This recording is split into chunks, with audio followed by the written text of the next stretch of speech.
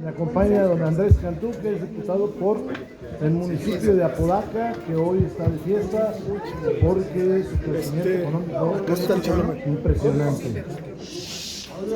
Ahorita que diputado, preguntarle primero sobre el nombramiento del nuevo secretario de Hacienda, su paisano, pues a ver, ¿cuáles son las expectativas que genera en el PRI? Una.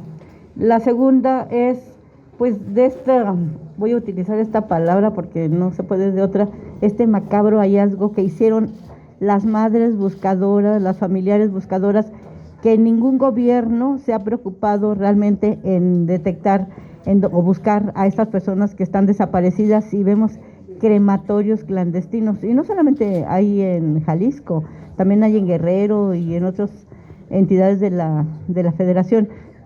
Aquí a quienes se les puede fincar algún tipo de responsabilidad, porque dicen que han bajado los secuestros, los homicidios. Sin embargo, vemos por lo menos eran 200 las personas que fueron incineradas en ese crematorio, pero de acuerdo a los datos de seguridad pública, pues todo va a la baja, pero estamos viendo eso. Aquí ¿qué hay que hacer? ¿Sí es cierto que llegamos todos o no? En cuanto al señor secretario de Hacienda, pues es una facultad que tiene la presidenta de someterla al Pleno. Nosotros estamos preocupados por la economía del país, que no crece, que no está en sus mejores momentos y que pues es preocupante. Ya sabrá la mayoría si le da el voto de confianza. Nosotros analizaremos en lo particular esa designación para emitir nuestro voto. Yo en lo particular creo que debería ser otro el personaje en estos momentos. Segundo, en el caso de Jalisco, déjeme le cuento, sí hay entidades federativas que realizan trabajo con las familias de las víctimas y que además tienen mucho tiempo haciéndolo. Uno de esos casos es Coahuila, donde el señor gobernador Manolo Jiménez se reúne una vez por mes con las familias, y lo hizo también en su momento el anterior gobernador, y se inició esta práctica cuando yo tuve ese cargo. Segundo, las estadísticas están maquilladas en este país de homicidios. Es falso que ha bajado la violencia, y lo hacen de las siguientes maneras. Primero, en la página de la Secretaría de Seguridad Pública desapareció una columna que se llamaba Fuentes Abiertas. Entonces, hoy tenemos que creer lo que las autoridades locales nos dicen, y hay muchas omisiones. Segunda cosa ahí, ¿cómo lo hacen? Han crecido muchísimo las muertes sin causa identificada. No sé si por ahí traemos una lámina, pero yo se las voy a mandar en un rato. Han disminuido, han aumentado las muertes sin causa identificada, creciendo muchísimo. Por lo tanto, pues no están disminuyendo los homicidios, está disminuyendo la clasificación, que es distinto. Tercera, están aumentando las personas desaparecidas en el país de manera alarmante. Y cuarta, no se están registrando homicidios, y se los vamos a demostrar mañana en la conferencia de prensa. Entonces, esos son los 4 mecanismos que utiliza el gobierno y Morena para decir que está disminuyendo la violencia, y eso es falso, no está disminuyendo. Estas personas que fueron ahí masacradas reclaman justicia a sus familias y México, y tenemos que saber qué pasó, quién fue omiso, si hubo intervención de autoridades, y se debe castigar y se debe de actuar con prontitud, porque es lamentable. Nos llama la atención que ayer ninguna mención en el Zócalo hubo por los feminicidios, por la violencia y por este acontecimiento. La siguiente pregunta. Se habla de un exterminio, ya como si estuviéramos en este país. A ver, déjenme le cuento. lo que se ha sabido y lo que uno ha podido indagar. A estas personas se les llevaba con engaños a reclutarse en un empleo y luego eran secuestrados y llevados para ser adiestrados y si no funcionaban, perdón la palabra, eran asesinados. Pero estas desapariciones en las centrales de autobuses de Guadalajara ya eran conocidas desde hace mucho tiempo y habíamos tenido omisión de las autoridades. Esa es la verdad. La siguiente pregunta es de Gustavo Castillo de Uno TV. Diputados, muy buenos días. Preguntarle, bueno, sé que es muy pronto, pero ¿cómo va a ir el PRI en las elecciones de Durango y Veracruz? Por ahí se decía que estaban en pláticas todavía con el PAN, si es que no se da esa alianza con los otros partidos de oposición. Voy a decir lo que yo sé hasta ahora. En Veracruz, cada partido ha determinado por una estrategia electoral válida y propia, que no significa ningún tipo de rompimiento, ir separados. En Durango, lo más seguro es que vayamos en alianza en una buena parte de los municipios. Ya hay pláticas alentadoras a eso. Y por otro lado, por otro tema, la semana pasada, pues está este asunto todavía de la solicitud de desafuero contra el presidente nacional del PRI. Hablando con Germán Martínez nos dijo que había llegado el expediente con un amparo, un poquito diferente a lo que usted nos había dicho, que ese caso ya está prácticamente cerrado, lo cual dice Hugo Eric que no, que todavía está activo esa situación con el presidente nacional del PRI. Quisiera saber su opinión, por favor. No es mi opinión, es lo que sucedió, lo que le voy a decir. Primero, el señor Alejandro Moreno tiene un fuero distinto al anterior, primera. Segunda, no hay ninguna prueba contra él. Fue una persecución política.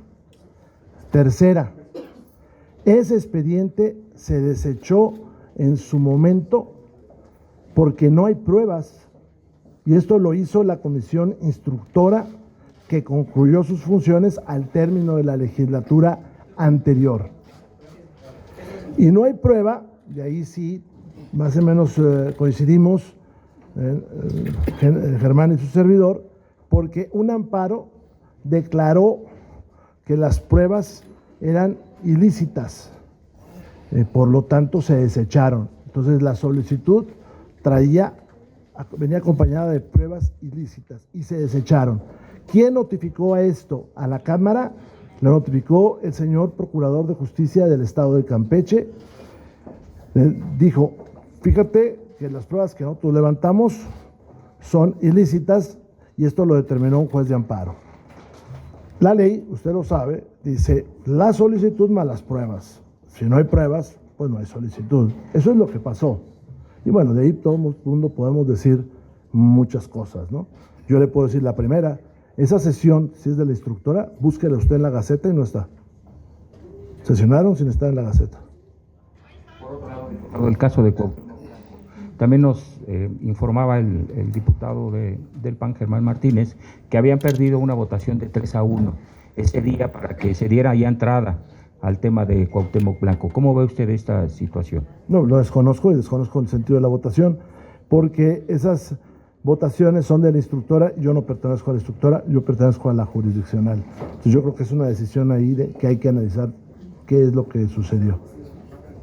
Siguiente pregunta, Fernando Damián de Milenio. Gracias. Buenas tardes, diputado. Entonces, con estas consideraciones o esta información que usted proporciona sobre el caso de Alejandro Moreno, ¿qué es lo que procede en este momento en la sección instructora? ¿Habría lugar a iniciar el juicio de procedencia contra el senador? Esa es una pregunta. Y la segunda, me gustaría conocer su balance sobre la asamblea informativa de la presidenta Sheinbaum el día de ayer. Ella, pues muy optimista, dice que ve muy complicado que se apliquen aranceles después del 2 de abril. Y usted, entiendo que señalaba que 50% de las mercancías mexicanas serían objeto de estas tarifas. Ya son objeto. Tres cosas rápido, le contesto y le agradezco. La primera, el senador Alejandro Moreno nunca ha cometido una irregularidad. Y aquí no hay expediente de eso. Entonces, pues más allá de lo que se diga o no se diga, pues aquí no hay expediente de eso, ¿no? La segunda cosa, en relación a los al evento de ayer. Fue un mitin descafeinado. No representó la unidad nacional porque no se generó un proceso de unidad nacional. Es decir, no estaba la oposición, para empezar. No estaban opositores, no se ha dialogado con la oposición y ahí hay dos mensajes. El de adentro, que sigue siendo un mensaje político de polarizar el país, y hacia el exterior pues lo descafeinaron bastante. Ahora, no es que yo diga lo de los aranceles o no lo diga. Si usted se fija, ¿qué fue lo que dijo el señor Trump? Dijo, los aranceles de aquello que está en el TEMEC se manda hasta el día 2 de enero. Pero lo que no está en el TEMEC continúa con aranceles del 25%, estos que él impuso. ¿Qué no está en el TEMEC? La mitad de nuestras exportaciones. ¿Qué son esas exportaciones? Autopartes, material médico, que aquí se produce, computadoras, televisores, cosas de este tipo, que en suma es la mitad. Ahora, el señor Trump está hablando de aranceles generalizados al mundo y de una cosa que se llaman aranceles recíprocos, que en realidad es el trato fiscal que en cada país se da a los productos. Él quiere que sea el mismo trato fiscal. Yo creo que hay que esperarnos al día 2 para ver el resultado. Ahora, México obtuvo los mismos resultados que Canadá, y Canadá sin las manifestaciones. Entonces llegamos a donde mismo. Creo que más tuvo influencia las tres grandes armadoras norteamericanas que se presentaron con el señor Trump a exigirle que recapacitara. Esas armadoras, por cierto, están en los estados del norte. Perdón, Marisa, esta es la gráfica, Margarita, y ahorita se las pasan. Esta es una gráfica que además es pública, la han sacado algunos de sus medios, donde mire, la cifra negra son homicidio, muertes indeterminadas, violentas indeterminadas. Mire cómo creció de 210 a 391. Es la Ciudad de México, nada más la Ciudad de México. La cifra roja son los feminicidios, baja cuando sube la otra. Y estos son los homicidios de mujeres que no son feminicidios. Miren cómo sube. Están mintiendo, pero mintiendo.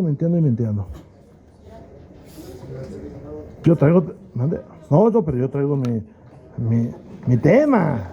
Yo creo que ahora ya no lo encuentro, pero aquí traigo mi tema.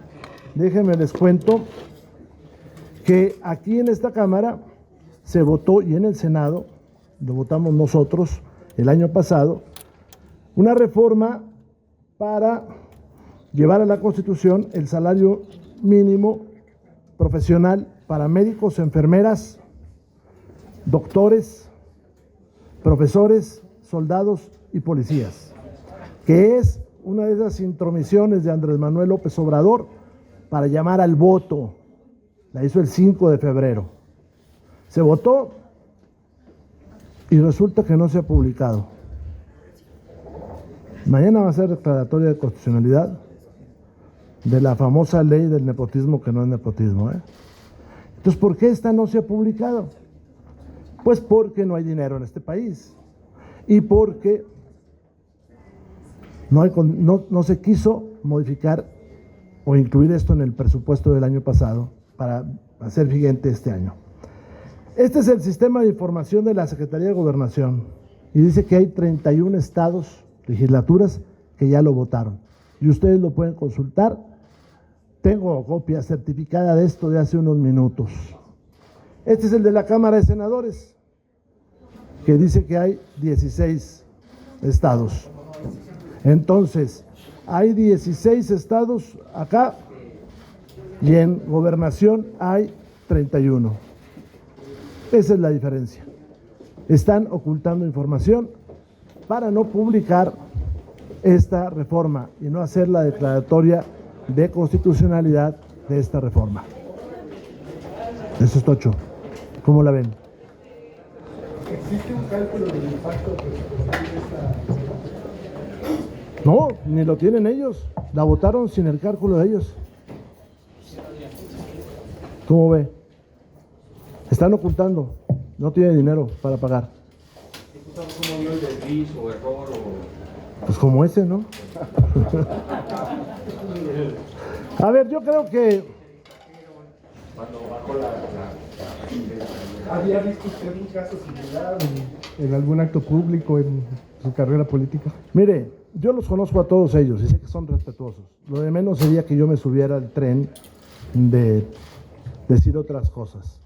Entonces yo los conozco a todos ellos y son respetuosos. Cometieron tal vez, bueno, un error. Todos son gente respetuosa, porque la mayor parte de ellos era del PRI, ¿no? Y en el PRI nos enseñaban a saludar al presidente. Algunos se disculparon. Bueno, pues eso ya es de cada quien, ¿no? Pero yo los conozco a ellos, insisto. Lo de menos es que yo me subiera al tren de atacarlos. Se llevaron la mañana, ¿eh? Ya nadie habló del discurso. Pero son gente respetuosa, ¿eh? En otras condiciones, pues no hubiera pasado nada. No, eso sí no. No, yo conozco a los que fueron funcionarios. Esos sí los conozco yo bien. A Dan, a Ricardo. Y son gente honrada, decente, políticamente correcta. Gracias.